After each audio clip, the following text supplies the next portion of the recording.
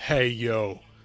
WWE is in Chicago at the United Center this Saturday night for Elimination Chamber. And although some of the matches are waiting on two qualifying matches to be determined on the next episode of Raw and the next episode of SmackDown, I thought I would get ahead of everything because I believe the participants in these subsequent Elimination Chamber qualifying matches are not going to play a factor in who I think is going to come out on top. So I thought I'd get ahead of it by doing my predictions video a little bit early and getting ahead of things, because this week is more than likely going to determine the momentum going into WrestleMania 42. A very pivotal week for the WWE from Monday through Saturday in order to gain momentum for WrestleMania 42. WrestleMania 41 had a very lackluster build. It didn't capitalize off of the momentum from WrestleMania 40 in a way that provided a subsequent sequel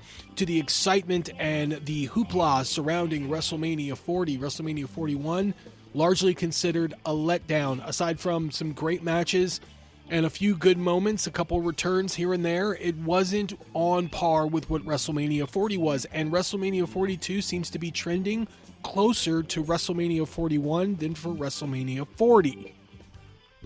So Elimination Chamber is going to have to really establish a good base for WrestleMania 42 to pivot off of, to catapult off of, and get it to a point where everybody is going to be excited, right? So we're going to talk about the four matches that are made official for the Elimination Chamber, and also we're going to talk about the mystery surrounding the crate, this mystery crate. We're going to talk about that. So let's get into the matches.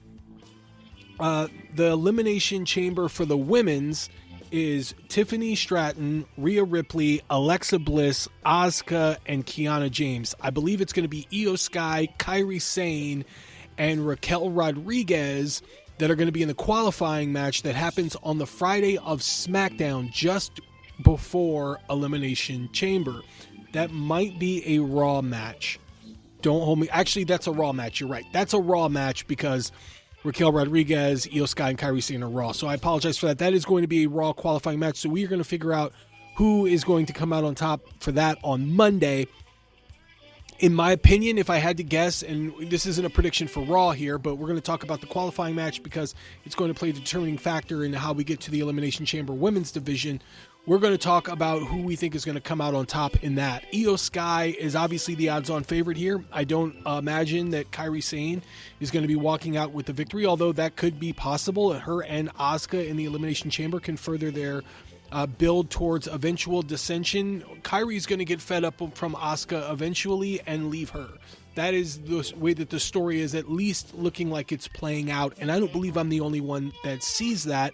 I do eventually believe that we get Julia aligning with Asuka and Kairi Sane possibly realigning with Io Sky while Rhea goes off and does her own thing. We're going to get to Rhea a little bit later in this video, but I do believe that what we're going to get is Kairi Sane eventually reuniting with Io Sky and they feud with Asuka and Julia. That's just as a fantasy booker at heart, that is what I would hope that they would get to, because Julia needs to be established a little bit more as dangerous, and aligning with someone like Asuka is going to really help propel that, because Asuka is one of the most dangerous female wrestlers in the WWE, always has been, regardless of her WrestleMania record. If you know, you know. Regardless of her WrestleMania record, she is feared. One of the longest reigning NXT Women's Champions to date. People fear Asuka, and putting her with Julia I think would be really good for her as well, especially for her development in the WWE field of things, because she's coming from Japan. I mean, it's a totally different animal out in Japan, and it takes a while to break from what Japan was offering versus what the WWE is going to expect from you in that regard. But I digress. Let's get into the qualifying match. I believe that Raquel Rodriguez comes out on top here. I think Raquel Rodriguez, there's tension there with Liv Morgan. I think Liv Morgan is probably going to wait until the last minute here and there, but I think they tease backstage that Raquel might pick Liv for WrestleMania 42. What happens if Raquel picks Liv Morgan? Let's talk about it. Let's talk about that. Liv picks Stephanie Vaquer and Raquel Rodriguez decides to go and pick Liv Morgan. Well, now you got a triple threat match. Who's going to wrestle Jade Cargill? I mean, that can play a factor as well. That's actually, I don't think I've ever. Is that unprecedented? I mean, have we ever seen something like that before? Is it allowed? Or I guess the better question is, if Raquel wins the entire Elimination Chamber and she chooses Liv Morgan, can she choose Liv Morgan, or is she only allowed to choose the SmackDown champion? I mean, that's a great question that I don't know if anybody's ever asked before, so I'm asking you guys that. Do you think that whoever wins the Elimination Chamber on the women's side can choose the champion of their choice, or are they only allowed to choose the champion that has not been picked by the Royal Rumble winner? Let me know what you think down in the comments below. That's a question I don't think I've ever heard anybody answer, so that'd be a good question to pose. So I'm going to go with Raquel here. I know Io Sky is obviously the odds-on favorite. Given that Alexa Bliss is moving on to the Elimination Chamber and that Charlotte Flair is being left out, I think they can play something similar along those lines with Rhea and Io. So that's why I'm assuming here that Io Sky is going to be left out in some regard. I think that's also going to play a factor in their championship tag match that they're going to be having as well. I do believe that they're going to be dropping the tag team title soon because, I'll get to that later. Who do I think is going to win this Women's Elimination Chamber? Well, given the pick of the litter here, the only two that I see that can work with Jade Cargill is Tiffany Stratton, who has a history with Jade. They have banger matches. They had 8-minute slam fest. And Tiffany is probably looking to get back into the top of the division here. But I don't really buy into Tiffany Stratton as a fan favorite. It's not sparking that she comes across like she's better as a heel. That's just my opinion. I don't know if it's really working with the whole good girl thing. I don't see that really working in her favor. With Rhea Ripley, she is the most popular woman in the WWE, and WrestleMania 42 is going to need a heck of a lot of build to get the fans interested and also to hopefully sell out this year, which I don't think they've done yet, and I think they eventually will. They'll get close, but I don't know if it's going to be a true sellout. And in order to hopefully get that true sellout, they're going to need a big match to garner the interest of the fans. And I think Jade Cargill and Rhea Ripley, now that Charlotte Flair has been omitted from the Elimination Chamber, is the match to go for here, because you have this, irresistible, immovable force versus the immovable object versus the irresistible force, or whatever that whole catchphrase is. I think Rhea Ripley, as popular as she is, against Jade Cargill is considered like a dream match by some, considering the wave that Jade Cargill has been riding since coming from AEW, and Rhea Ripley being as popular as she is, and we have not gotten that match yet. We've been teased by that with confrontations and backstage segments and the like, very similar to Jade and Charlotte. And I think in order for Jade to prove herself as being in the top of the WWE women's division, that she's going to need to have a match with someone like Rhea Ripley eventually, right? And she's already the champion. It is interesting because Rhea will be coming from Raw to go to SmackDown in order to do this, but being that she's the women's tag team champion, it's not unheard of that she will go in that direction. Now, of course, if she does win Elimination Chamber, if the question is answered that she gets to choose her opponent for WrestleMania, very similar to the Royal Rumble, then I do believe it's possible that she can choose Liv Morgan as well. There's a lot of things like that up in the air, but as for now, what I'm going to go for is that eventually we're going to get Liv Morgan and Stephanie Vaquer announced officially for WrestleMania 42, and I think that leaves Rhea Ripley, aside from what I was mentioning earlier, going after Jade Cargill. So I'm going to go with Rhea Ripley to win. Now, speaking of the women's division, the Women's Intercontinental Championship is going to be on the line with Becky Lynch defending against AJ Lee.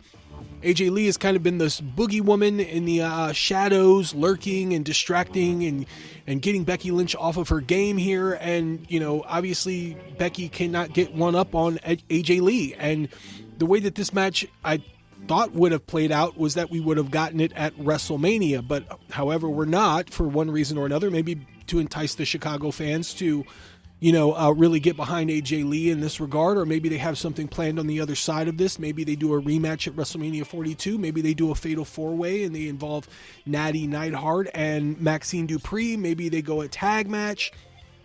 maybe they don't put them at WrestleMania at all, and maybe they don't have Becky Lynch and AJ Lee a part of WrestleMania at all, which I really can't fathom. I can't understand why they would do something like that.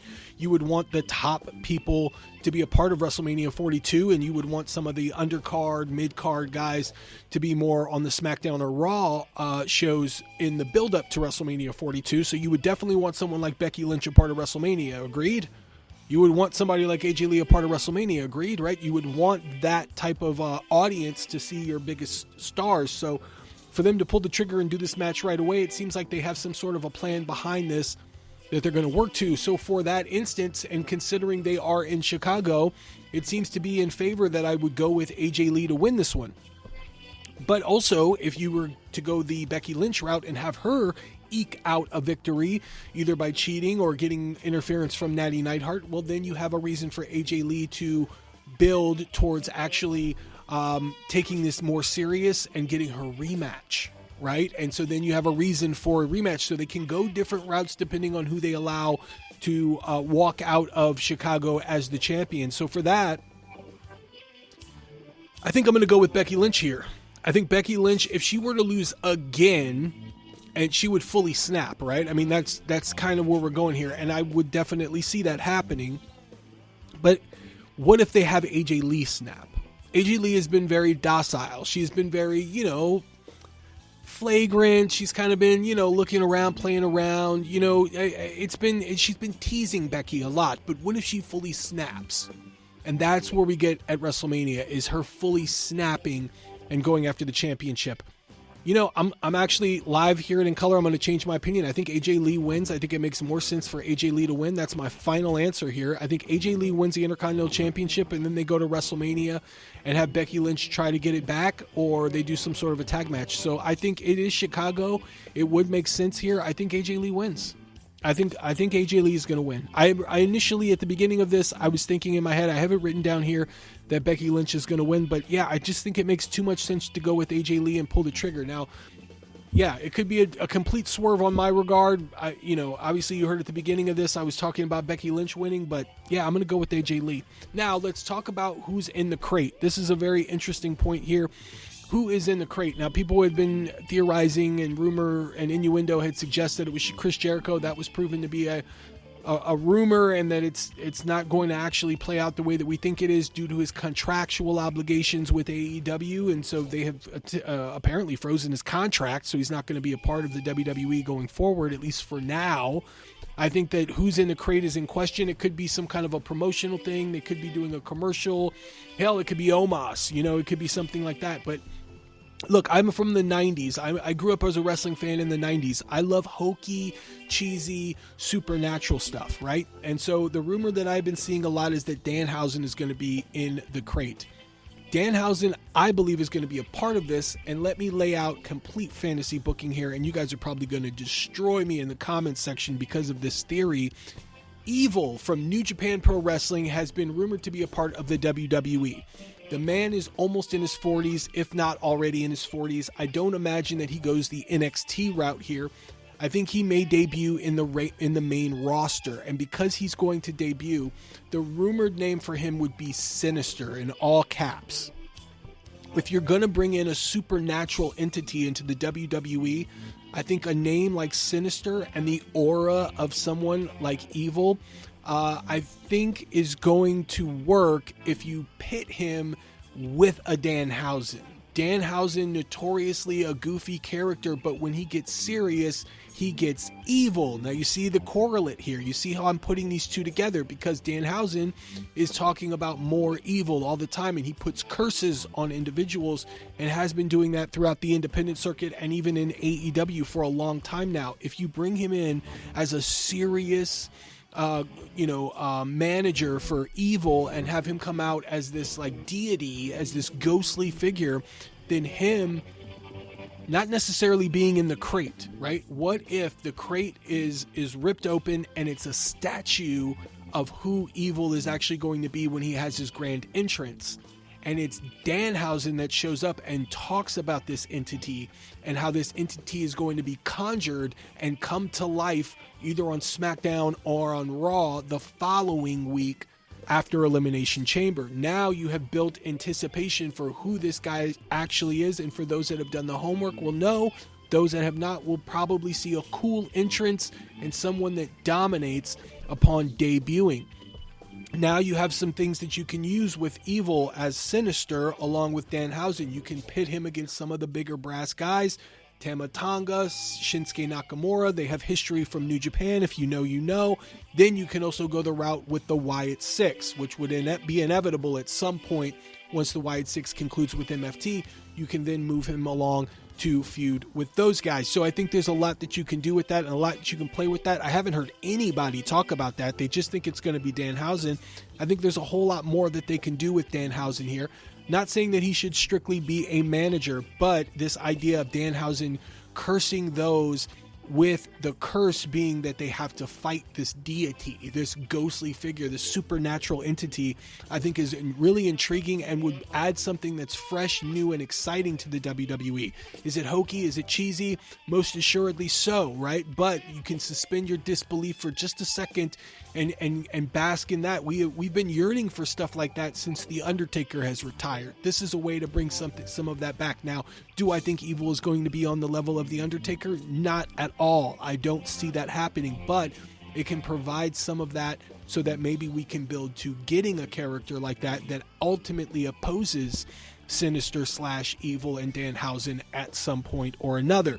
So there's a lot of interesting things you can do with that. So that is my guess here, is Danhausen and Evil will in some way be a part of it. Obviously, I mean, it's going to be a letdown no matter what. People are expecting their anticipation, their guesses are like reaching a level, and this is what happens. A lot of people, they have this idea of what it could be, and ultimately they're always let down because it's too granular for the WWE to do, and it just seems unrealistic at times, and maybe it just falls out and it doesn't go that way. Hell, it could be Goldberg. They could take the crate out and it's Goldberg and he passes out because he hasn't been able to breathe for like 3 weeks or something like that. You never know what could happen in the world wrestling entertainment, but that is my guess on that. Now let's move on. We're going to talk about the WWE Championship match between CM Punk and Finn Balor. I think this match, obviously a foregone conclusion because we're talking about CM Punk and Roman Reigns. We're looking ahead to WrestleMania 42. So obviously this match is going to be used to facilitate a change in Finn Balor. I believe Finn Balor maybe handshake with CM Punk. Maybe he embraces a better side, and maybe that really ultimately pisses off Judgment Day, and then we start to lead to the collision of the Judgment Day, which has been long since teased and in the cards here. I think what you do see is Finn Balor eventually going after Dominic Mysterio. Maybe Dominic comes out and accidentally costs Finn Balor the match. I think you can also do that with JD McDonough. You can have him play a part in that as well.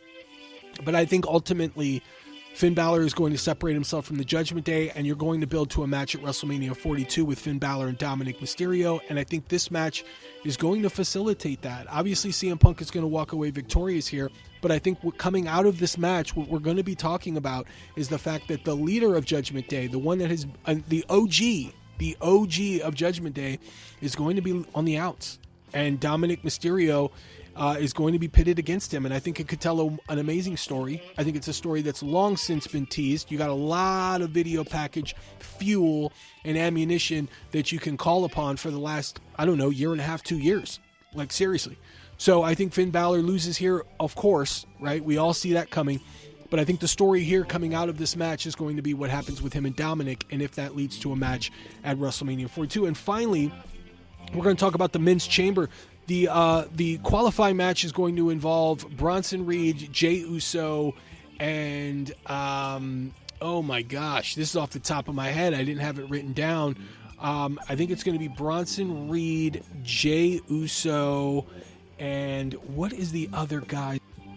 I think it's, okay, I cheated, guys. It's El Grande Americano. It's the original OG El Grande Americano. So we already know that the original El Grande Americano is building to a match with new El Grande Americano, more than likely a mass versus mass match at WrestleMania 42. They have been building this on AAA, on their television program on Saturdays on YouTube or through Fox, and they've also been building to that on Raw, so I think it's inevitable that we're going to get that match for them. So I would cancel out OG Americano in this match, and it would lead Bronson Reed and Jey Uso. Now, obviously, a lot of people would suspect that it would be Jey Uso, right? But you want to be able to build Bronson Reed a little bit, and I think a situation, a structure like Elimination Chamber really benefits Bronson Reed. Can you imagine him coming off of one of the pods with the tsunami? And I think that's what we're going to get. And so I think Bronson Reed gets the win here and adds a little bit of that monstrosity to the Elimination Chamber. I think some stuff that he could do with Javon Evans, maybe some stuff he can do with Trick Williams, and of course the beef that he has with LA Knight, I think could all play a factor here. I would keep your eyes on the Elimination Chamber match once it does happen, on Brock Lesnar showing up. I know a lot of people do not want to see LA Knight against Brock Lesnar, but at this point, I can't see Brock Lesnar wrestling anyone else at this point towards WrestleMania, considering the tie that he has with the Vision, coming out with Paul Heyman and LA Knight being a thorn in the Vision side with Braun Breaker injured right now. I think that is kind of where they're leading anyways. I know it's not going to be the most favorable match that anybody is going to be expecting, nor do they want. It's not going to be the most talked about, but I think you get that set up at Elimination Chamber. Brock walks into the structure, beats the ever-living crap out of LA Knight, and then you build towards that match at WrestleMania. Now that would leave Randy Orton and Cody Rhodes as the odds-on favorite. I know LA Knight would probably be a factor there as well, but I mean, just the momentum with LA Knight is in the toilet. Let's keep it a thou wow. So you got either Randy Orton or Cody Rhodes. Now, Aleister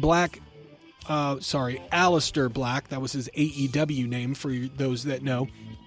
Aleister Black beat Randy Orton on Friday SmackDown.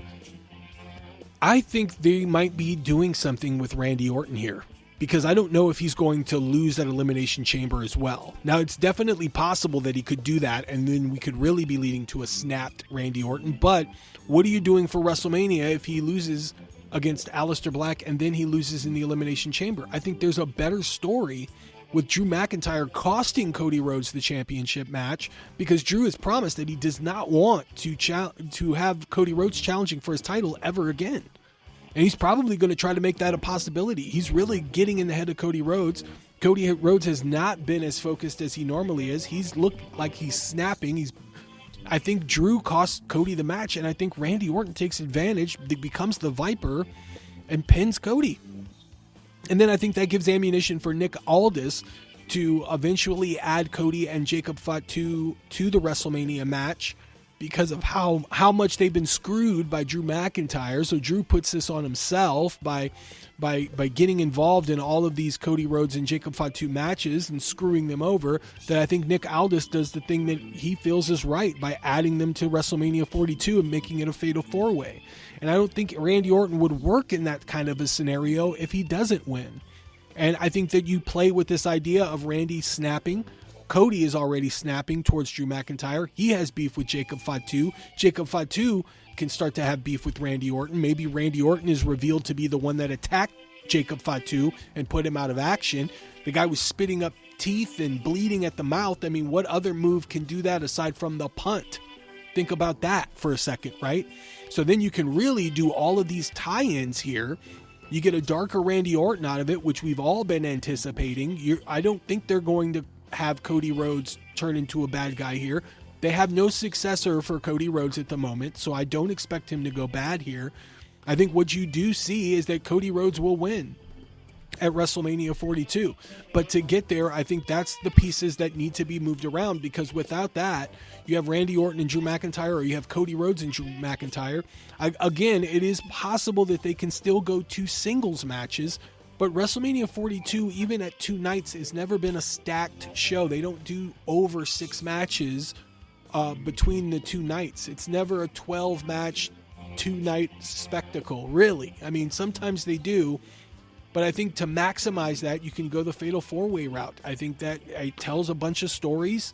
Randy Orton and Jacob Fatu, Cody Rhodes and Drew McIntyre and Jacob Fatu, Cody Rhodes and Randy Orton, Cody Rhodes and Jacob Fatu.